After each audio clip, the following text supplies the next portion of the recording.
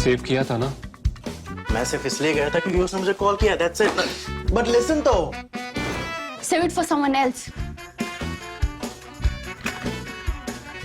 जिंदगी में सेव करना जरूरी है, मगर जब बात पैसों की हो, सिर्फ सेविंग से काम नहीं चलेगा। इक्विटी म्यूचुअल फंड्स में इन्वेस्ट कीजिए और अपने सेविंग्स को आगे बढ़ने का मौका दीजिए। Mutual fund investments are subject to market risks. Read all scheme-related documents carefully.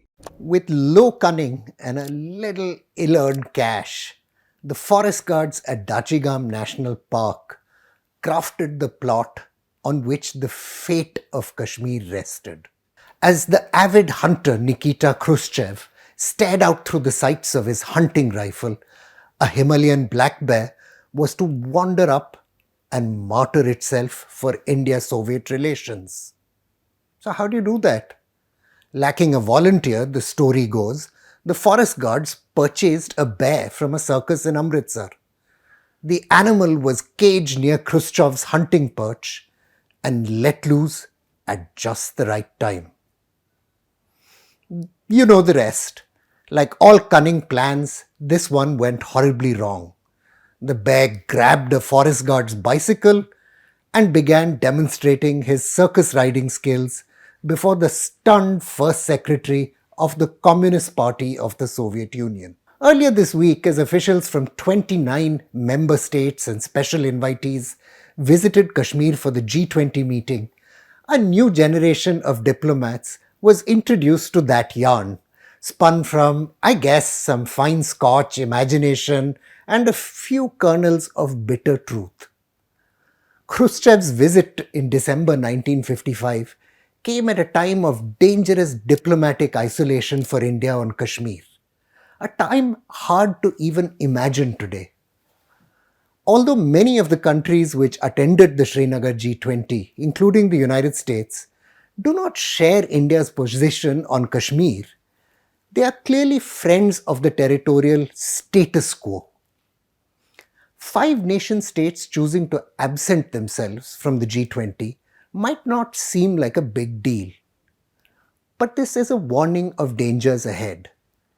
Even though India has made deep investments in its relationship with Saudi Arabia, Riyadh chose not to attend, together with invited members Egypt and Oman. Turkey, another important pole of Middle East power, has lined up with Kashmiri secessionists quite openly. This shows that Kashmir is still seen through the prism of religious identity in the Middle East. And history demonstrates that the support of a superpower, in this case China, which denounced holding the G20 meeting in Kashmir, can encourage Pakistan to resume nurturing jihadists, even at the risk of war. So let's talk about the bear hug. Like imperial potentates, Soviet Prime Minister Nikolai Bulganin and his colleague Khrushchev were rowed through silk-lined archways on the Jhelum in a specially built boat crewed by liveried oarsmen. As VVIP as you can get. Thousands lined the Srinagar riverbank in the frigid cold to cheer the leaders. Kashmir's then Prime Minister Bakshi Ghulam Muhammad famously stuffed a Gushtaba meatball into Khrushchev's mouth at a lavish dinner. The Kashmir issue has already been settled by the people of Kashmir themselves, Bulganin recorded in a report to the Soviet government. And they regard themselves as part of the Republic of India. Little attention had in fact been paid to the Kashmir issue at all until then by Soviet diplomats. The Soviet delegate to the United Nations in 1948 did not intervene at all in the discussions on the conflict. The Soviet Union also abstained from the Security Council resolution of 1951, which called for a plebiscite and the demilitarization of Kashmir. Early in that decade, though, Soviet leaders became increasingly worried over the emerging relationship between the United States and Pakistan. From 1954, the United States began to pump weapons in for the Pakistan army, seeking to develop it as part of a network of staging posts against Soviet expansion, together with Turkey, Iraq and Iran. Then, in 1957, the Soviet Union vetoed resolutions supported by the United States and United Kingdom, seeking that the Security Council consider the use of military force to conduct a plebiscite. Through the next decade, though, it became clear to Indian leaders that the bear hug itself wasn't enough to protect interests in Kashmir.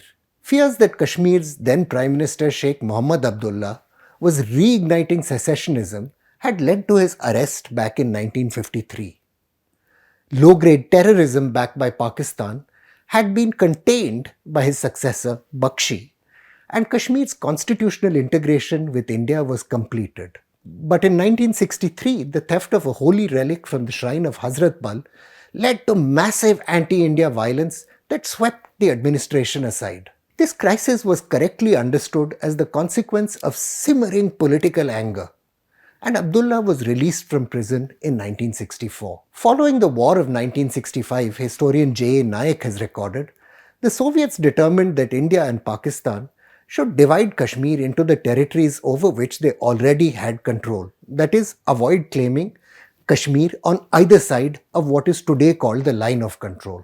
Neither country was willing to commit to such a deal, at least in public, but it became a kind of de facto template for ground reality. Legal scholar A.G. Noorani notes that Kashmir's special status was largely gutted of its substance as the years went by. The crisis of 1963 fundamentally showed that India needed popular legitimacy, not just geopolitical recognition. And for that, it turned to Mecca.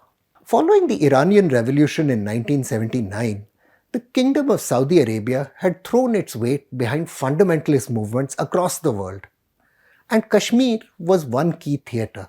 Emulating Tehran's radicals, the newly founded Islami Jamiat-e-Tulaba, the student wing of the Jamaat-e-Islami in Kashmir, launched a movement decrying the westernization of youth and demanded mandatory religious education at all government schools.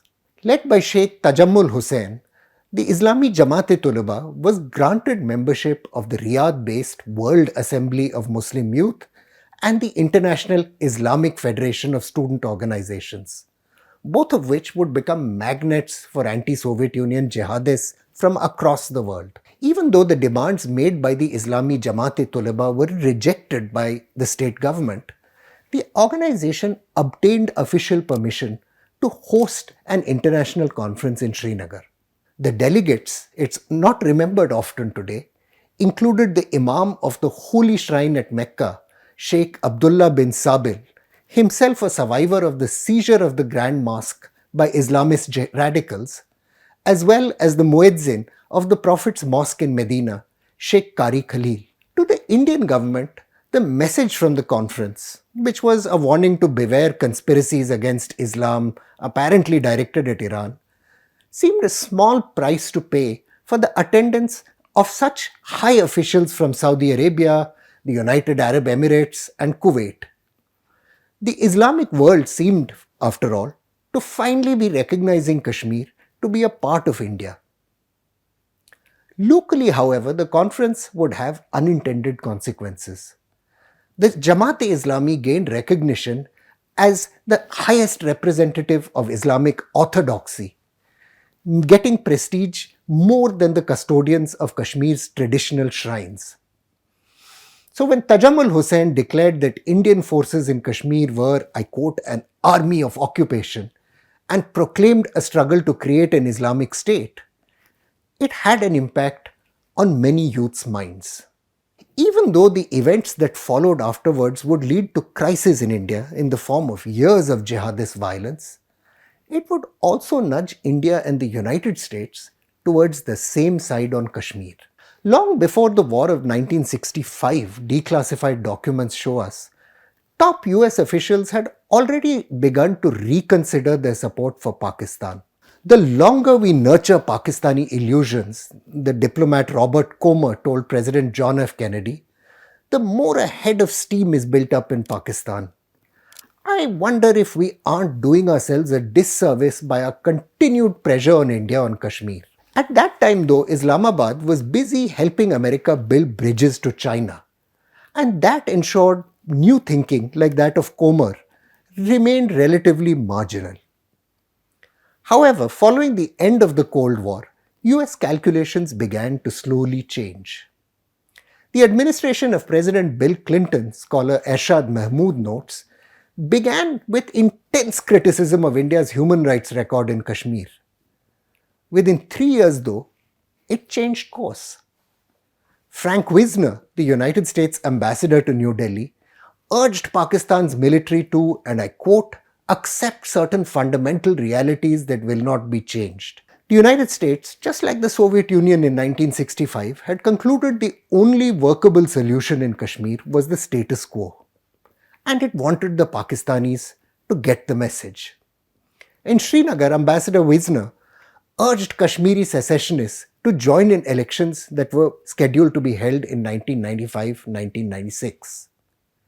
They didn't. But the near war of 2001-2002 led the governments of military ruler General Parvez Musharraf and Prime Minister Atal Bihari Vajpayee to begin a peace process that would prevent further crises from erupting between the two nuclear-armed powers. Although a final peace agreement eluded the governments and eventually imploded among the terrorist attack in Pulwama, both capitals have continued some fitful back-channel engagement with the side involvement of various foreign friends. Facing growing pressure on its borders with China and an increasingly volatile Pakistan, India could find itself facing new challenges in Kashmir. If that happens, it needs to consolidate the gains seen during the G20 meeting. Engaging with allies in the Middle East like Saudi Arabia, as well as other G20 members, is one key element of crafting a proactive defense. Encouraging the resumption of political life in Kashmir and restoring the institutions of electoral democracy is the more substantial challenge ahead. I'm Praveen Swami, and I'm National Security Editor of ThePrint. Thank you for watching Security Code.